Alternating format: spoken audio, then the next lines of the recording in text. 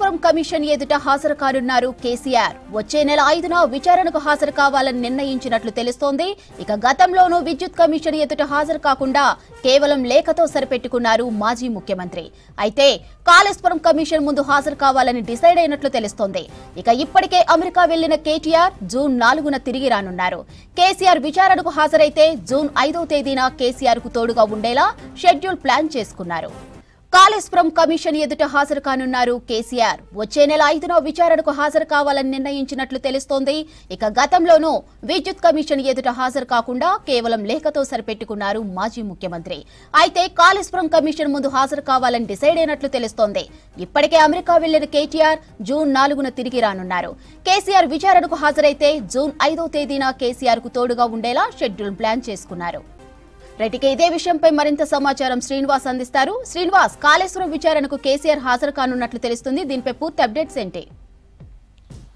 Madhuri, Kaleshwaram commission విచారణ ముందుకు కేసీఆర్ వెళ్లాలని నిర్ణయం తీసుకున్నట్టుగా తెలిసింది. కొద్దిసేపటి క్రితమే ఈ విషయం బయటకు వచ్చింది. వాస్తవానికి అంతకుముందు విద్యుత్ కమిషన్ ఏర్పాటు చేసినప్పుడు కూడా కేసీఆర్ వెళ్ళలేదు. కొంత విమర్శలు వచ్చాయి. తర్వాత హైకోర్టుకు వెళ్లారు. కమిషన్ అప్పుడు చైర్మన్ ప్రెస్ మీట్ పెట్టారని, తర్వాత సుప్రీంకోర్టుకు వెళ్ళారు. సో ఆ తర్వాత అప్పుడు విద్యుత్ కమిషన్ చైర్మన్ మార్చి కొత్త వాళ్ళని పెట్టారు. సో అప్పుడు లేఖ మాత్రమే రాశారు, ఆయన డైరెక్ట్గా హాజరు కాలేదు. సో ఇప్పుడు ఏంటంటే కాళేశ్వరం కమిషన్ ముందు ఖచ్చితంగా హాజరు కావాలన్నటువంటి ఆలోచన కేసీఆర్ చేసినట్టుగా తెలుస్తుంది. దీనికి సంబంధించి ఆయన ఫామ్ హౌస్లో కూడా కసరత్తు చేస్తున్నట్టుగా తెలుస్తుంది. అంటే కాళేశ్వరంలో ప్రాజెక్టుకు సంబంధించి అవకతవకలు జరిగాయనేది రాష్ట్ర ప్రభుత్వం 2024 మార్చిలో కాళేశ్వరం కమిషన్ను ఏర్పాటు చేస్తూ నిర్ణయం తీసుకుంది. సో దీని మీద పెద్ద ఎత్తున అధికార పార్టీకి సంబంధించినటువంటి కాంగ్రెస్ ఎమ్మెల్యేలు కావచ్చు, లేదంటే మంత్రులు కావచ్చు, పెద్ద ఎత్తున ప్రతిరోజు కాళేశ్వరం ప్రాజెక్టు మీద విమర్శలు చేస్తున్నారు. ఈ విమర్శలకు కౌంటర్గా బీఆర్ఎస్ ప్రయత్నాలు చేస్తుంది, కానీ ప్రజల్లోకి వెళ్ళడం లేదు.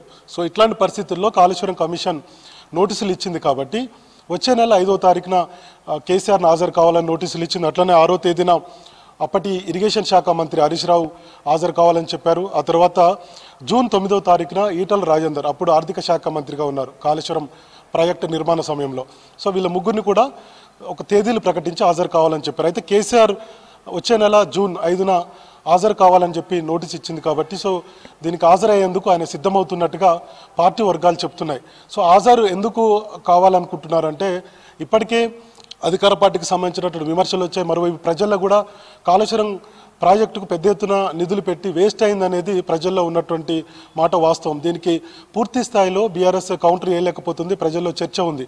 సో కాళేశ్వరం ప్రాజెక్టు ఇన్ని వేల కోట్ల నిధులు పెట్టి కట్టినప్పటికీ కూడా అది ప్రయోజనం లేదనేది పెద్ద ఎత్తున ప్రజల్లో ఉంది. సో దీని నుంచి బయటపడాలంటే ఖచ్చితంగా కాళేశ్వరం కమిషన్ ముందు హాజరై అప్పుడు ఆ నిర్మాణాల్లో ఎలాంటి అవకతవకలు జరగలేదు, సో ఈ పలానా విషయాలు పలానా నిర్ణయం తీసుకున్నాం, ఇదంతా ఒక అధికార పార్టీ ఇబ్బంది పెడుతుంది కాంగ్రెస్ పార్టీ అన్నటువంటి విషయాన్ని ప్రజల్లోకి తీసుకువెళ్లే విధంగా ఇంకొక వైపు కమిషన్ ముందు హాజరై సో ఆ గతంలో జరిగినటువంటి విషయాలు ఏంటి, ఎందుకు ఈ విధంగా నిర్మాణం చేయాల్సి వచ్చింది అన్నటువంటి అన్ని విషయాలను కమిషన్ ముందు ఉంచేలా కేసీఆర్ ప్రణాళిక వేస్తున్నట్టుగా తెలిసింది. దీని ద్వారా ఏమవుతుందంటే కాళేశ్వరం ప్రాజెక్టు ఇందులో ఎలాంటి అవినీతి జరగలేదు, అవకతవకలు జరగలేదు అన్నటువంటి విషయాలు ప్రజల్లోకి కన్నా వెళ్తాయన్నటువంటి ఆలోచనలో కేసీఆర్ ఉన్నట్టుగా మనకు అర్థమవుతుంది. అందుకే ఖచ్చితంగా హాజరై తీరాలన్నటువంటి ఆలోచనతో ఉన్నారు. ఎందుకంటే గతంలో విద్యుత్ కమిషన్కు లేఖ మాత్రమే రాశారు, న్యాయ పోరాటం చేశారు, ఇదంతా జరిగింది. సో ఇప్పుడు కాళేశ్వరం ప్రాజెక్టు విషయంలో హాజరు కాకపోతే ప్రతిపక్షాల నుంచి ముఖ్యంగా బీజేపీ కావచ్చు, కాంగ్రెస్ పార్టీ నుంచి మీరు తప్పు చేయకపోతే, అవకతవకలు జరగకపోతే ఎందుకు కమిషన్ ముందు మీరు హాజరు కాలేదు, హాజరై మీరు జరిగిందేదో మీరు ఏదైతే నిజం అనుకుంటున్నారో అవకతవకలు జరగలేదన్నటువంటి విషయాన్ని కమిషన్ ముందు చెప్పొచ్చు కదా అన్నటువంటి ప్రశ్నించేటువంటి అవకాశం ఉంటుంది కాంగ్రెస్ పార్టీ, బీజేపీ కావచ్చు, మిగతా రాజకీయ పార్టీలు.